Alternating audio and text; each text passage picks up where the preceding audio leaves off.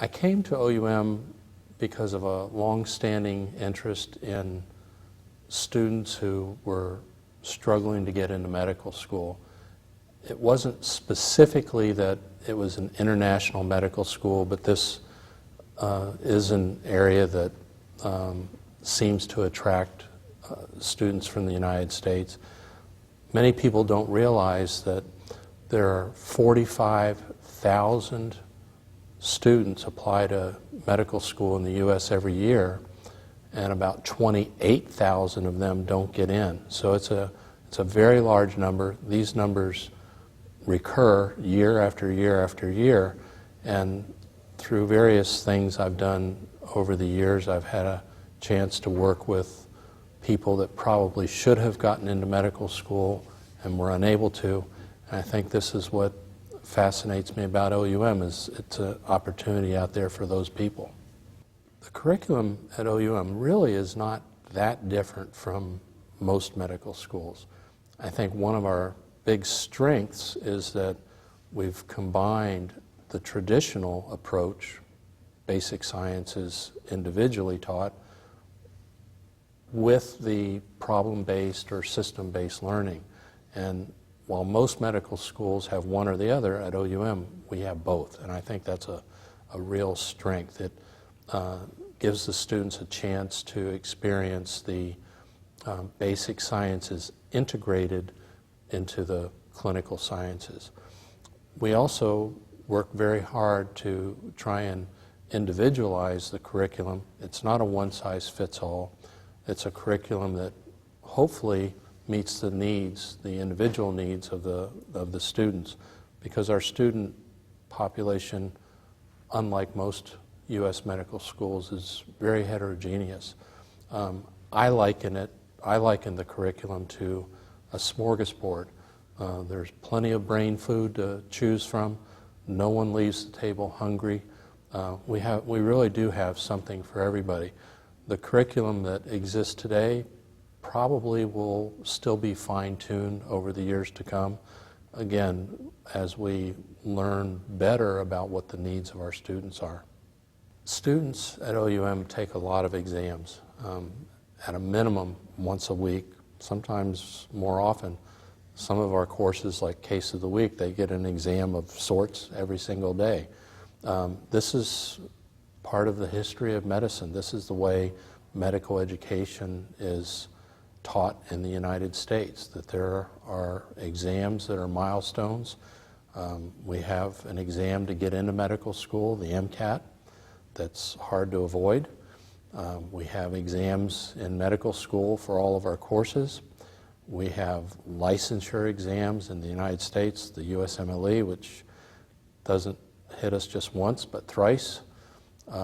We have in-service exams as residents, and we have board certification exams.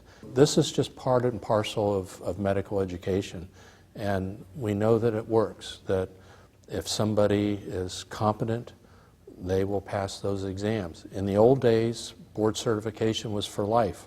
That's not the case anymore. Renewals can either be done voluntarily on an annual basis or once every 10 years. So the exams are just an important part of professionalism in medicine. I'm very committed to OUM. It has become a big part of my life. And I believe it goes back to my interest in people that couldn't get into medical school. Started with my roommate in college, who is a pharmacist now, and I think would have made an excellent physician, but it's a very, very competitive process. Years later, I had a chance to work with some surgical assistants at a hospital where I was an attending, and all four of them were graduates of good universities in the United States and were unable to attend medical school, and ultimately attended medical school in Mexico at the University of Guadalajara. I don't know if I would have had the courage to do that, and I often ask myself, would I have done that? I think it takes an incredible motivated person to move from their country of residence with or without their family members, especially if there's another language involved, and attend medical school with no guarantees. And of those 4 people, none of them ever became licensed in the United States.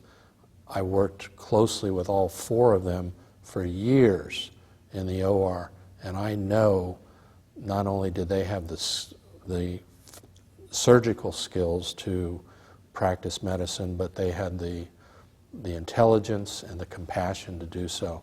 And with the physician shortage that exists in the United States and worldwide, I think this is a shame. This is what I find very, very captivating about OUM, is the students who have not let go of this dream, and despite a number of different challenges, do something that I don't know that I would have been willing to do. It does take courage to be an OUM student, to dedicate the time, to invest the money, to make the sacrifices to family, your professional career, friends, all in the pursuit of a dream. Takes a lot of courage. Unlike their counterparts at U.S. medical schools, there are very few guarantees.